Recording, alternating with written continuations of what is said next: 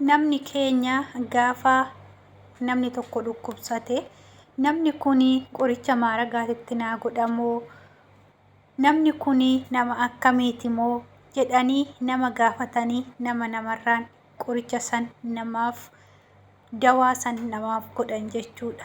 Garuu wanti faayoo fi raajuu mudatee waan addaati jechuudha.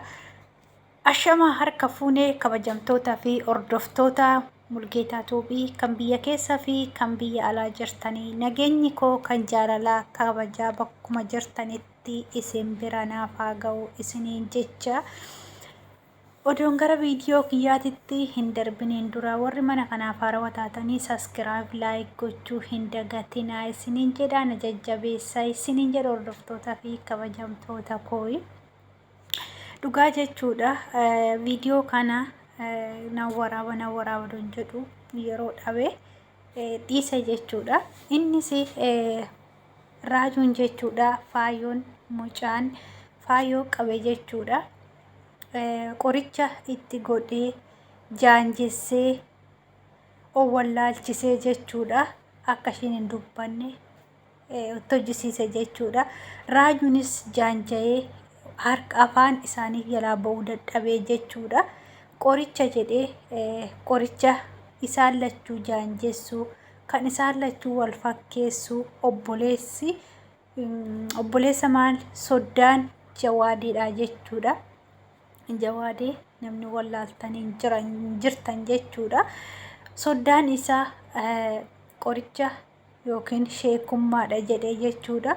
Qoricha akka ishiin muluudhaaf fayyini akka ishiin itti mulumaa of dagattu itti godhee ishiittis isattis jechuudha. Innis raajuunis jechuudha akka faayoo ta'ee jira jechuudha. Dhugaa maali kuni? Yoo ilmoo ofii guddifatan kan riskii isaanii nyaatan malee kan isaanii hin nyaatan jechuudha. Maali gala jabeenya kana hundaa jechuudha. Tokkoffaa raajuunis nama kana miidiyaa gubbaarratti hin argaa. Namni miidiyaa kanarra oolu waan hedduu argaa oola jechuudha. Raajuun nama miidiyaati. Akkamitti namicha kana akka inni matatti hojjetu akka inni qoricha namatti godhee nama jaanjessu oduma beeku jechuudha. Sheeka jedhee namicha kana faayootti yaamee faayoo muluudhaa of akka hin owwallaaltu akka hin ilmoo ofii dagattu itti akka godhuuf maaliif ta'uu danda'e? Mataan raajuutu rakkoo qaba. Maaliif hojjettanii namni tokko odoo miidiyaarra oolu akkamitti nama akka isaa jechuudha. Nama sheekummaa yookiin immoo namni sheeka ta'ee fi mootii barataniitti waa'ee hunda isaa addaan beekaniitti akkasitti sheeka ofiin jedhan malee namni salaatiidhaaf yookiin immoo sheeka hin jedhamu jechuudha. Kanaaf hordoftoota fi kabajamtoota kooyi faayoon haala ulfaataa fi haala dhugaa ilmoo ofii wallaaltee keessa jirti.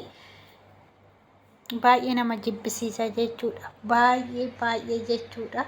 Namni giddiidhaan obboleettii tiyya narraa fuudhi haadha manaa ta'e nama raacha jedhee akka nama hin godhu jechuudha. Hundumtuu riskii nyaata. Hundumtuu ifaaja ofii nyaata. Hundumtuu dhiiga ofii xaragatee dhiiga ofii daffiseet nyaata malee riskii namaa namni tokko hin nyaatu jechuudha. Garuu warri Yamanii keessa jirtanii riskii walirratti qabaa jirtanii kuni waan hin ta'amnee fi waan takka ilmaan Oromoo keessatti hin argamne walirratti raawwachaa jiran jechuudha. Amma raajuus jaanjessanii namni sheeka jedhee qoricha fidee itti godhee akka inni nama biraa hin laalle attaa goddanyoonni isaa akka irraa eessitu qorichaan goosisee jettee dubbattee jirti mucayyooni. Namni mana isaa yoo dhufee ala xuulii gadi ba'aa nu wajjin taa'ee naasa'u alatti malee jettee jirti. Akka namni mana sanillee isseenne itti hojjisiisanii akka Raajuun namni tokko as taamamuu hin dandeenye itti hojjisiisee biyya ormaa keessatti rakkisaa jira. Dhugaa baay'ee ulfaata jechuudha. Faayoon du'aayii godhaa fi isaan hundaafuu faayuu fi akkasuma Raajuudhaaf illee jechuudha. Waaqayyo sinaa fayyisu jedhaati. Dhugaa waan baay'ee garaa nama nyaatuu fi waan baay'ee nama jibbisiisudha jechuudha. Yaa uummata siididhaan deemtanii dhugaa yoomummaa sin galma hin geessanii yoomummaa karaatti haftu malee waan takka siniif godhuu hin danda'u. Waan hin taane hojjettanii waan sinirraa fakkaanne hojjettanii maqaa guddaa kana baattanii waan akkanaa kana raawwattanii yoomummaa galma hin geessanii yoomummaa dafqi namaa dhiigni namaa uummata akkasiniif hin godhu. Uummata akka jechuudha. Kunis birriidha. Innaa tokko maraachanii tokkommoo oduu fayyaa qabaate hin astaamamata. Garuu isaan lachuu wal fakkeessanii akka afaan takka hin dubbanne akka inni waan jedhee bichaa irraa fudhatu Raajuu godhee jira jechuudha mucaan kuni. Dhugaa waan baay'ee nama gaddisiisudha jechuudha. Raajuun illee haga ijoollee isaa wallaalee akkuma faayoo jechuudha ijoollee isaa wallaaluu gahee ba'ee ala jira jedhanii. Dhugaa waan baay'ee nama gaddisiisudha garuu waan baay'ee ulfaatadha jechuudha. Maali gara jabeenya kana? Giddiidhaan yoo namni dubartii takka fuudhuu dides giddiidhaan qabanii nama jala godhanii dhugaa rabbi safuudha. Kuni waan takka Oromoo keessatti hin ta'amne fidaa jirtani. Dhugaa waan baay'ee nama jibbisiisuu fi waan baay'ee garaa nama nyaatudha.